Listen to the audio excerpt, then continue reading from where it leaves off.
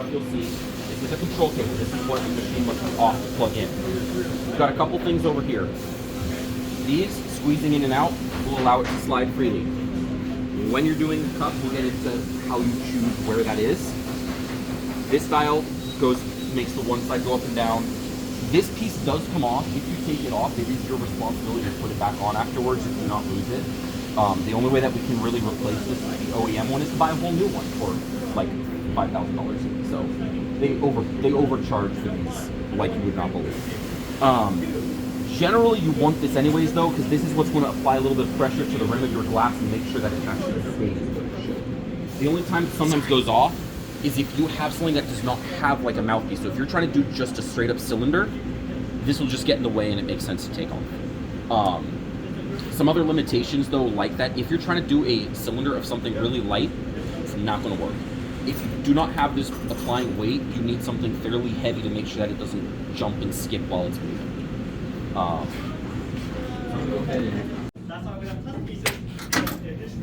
When you've got this bed in, the engraving bed, and you slide it all the way up to the corner, you'll notice that this is right near this cutout, conveniently placed.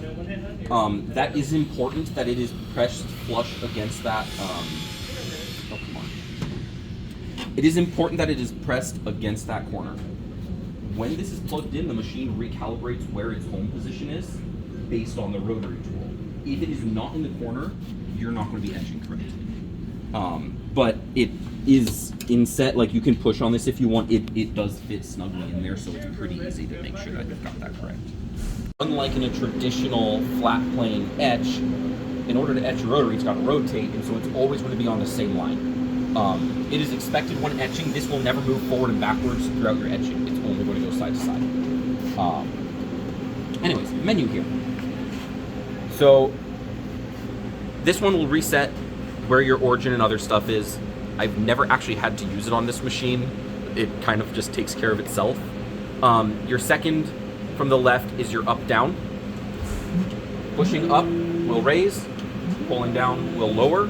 Your left-right on this is going to be what is considered a nudge. That's going to be your super, super close, slow raise. So if I hold it to the side, you may see it's slowly moving up, but it's crawling.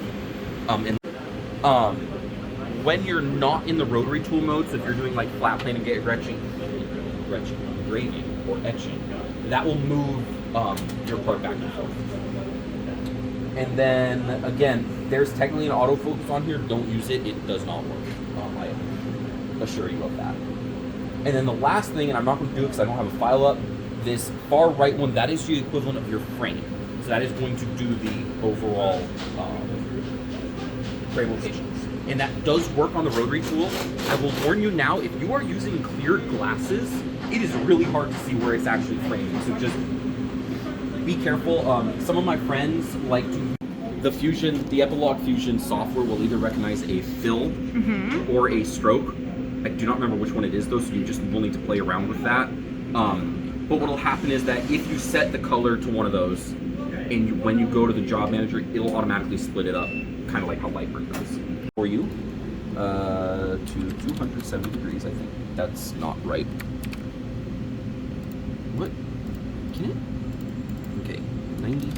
There we go. It's really tempting to drag it over where the glass will be. That's not going to work. You have to follow measurements on this one. The camera works only on the flat stuff. It kind of works for the glass, but it does not work well. So I'm going to have you go ahead and remove the glass. Over here. This is also the autofocus tab. When it swings down, that is what you're going to use to get it roughly on focus. The way we're going to do this, we're going to go into move. We're going to get it over about the top of your glass. Right about there is good. You can kind of see the red laser light, but again, it's a clear glass, so it's hard to. Now, something else to note. You'll notice, even though my red dot is over the mouthpiece, the focus is not. So you are going to need to slide it until the focus itself is relatively over the top of your glass. Okay, and then theoretically, where would you put your Sharpie that you were talking about? So I'll show you when we actually start to frame it. I'll show you when we start to frame it. Okay. Now we're going to go to the up-down, so your Z-axis, I guess. gets a little bit weird when you start getting into rotary. And I'm gonna push it up pretty quickly, but as I start getting closer, you should nudge. The other thing, and this is where people break it, do not be raising it any further than a finger when this is down. At that point, put it back up, and you've got to do the very slow process. It is painful of just kind of, and at a certain point, you'll see that it starts clicking, and then you can slowly lower it down until it is just barely making that pass. And again, I'll show each of you independently until it just barely makes that pass. It happened that you do a very good job of eyeball leveling it, so that's actually is done as it is. I'll show you once you get your file actually sent here, I'll show you what the Sharpie was going to go, and what you're going to go ahead and do. The white ruler that is usually used, the machine recalibrates for the rotary tool. It will not work. So what I want you to do is, where on your glass do you want like the top and bottom of your image to be? Just dead center. So dead center, so let's say between like 2 inches and maybe 4 inches will be pretty close. I don't think that's quite accurate, but close enough. Close enough. You've got this selected, so go ahead and I'm gonna have you take, you'll see, this is a control cable. This is what the machine must be off to plug in. We've got a couple things over here. These, squeezing in and out, will allow it to slide freely. When you're doing the cup, we'll get into how you choose where that is. This dial makes the one side go up and down. This piece does come off. If you take it off, it is your responsibility to put it back on afterwards if you do not lose it. The only way that we can really replace this, the OEM one, is to buy a whole new one for like $5,000. So they overcharge for these like you would not believe. Generally, you want this anyways though, because this is what's going to apply a little bit of pressure to the rim of your glass and make sure that it actually stays where it should. The only time it sometimes goes off is if you have something that does not have like a mouthpiece. So if you're trying to do just a straight up cylinder, this will just get in the way and it makes sense to take off.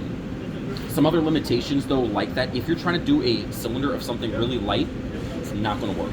If you do not have this applying weight, you need something fairly heavy to make sure that it doesn't jump and skip while it's moving.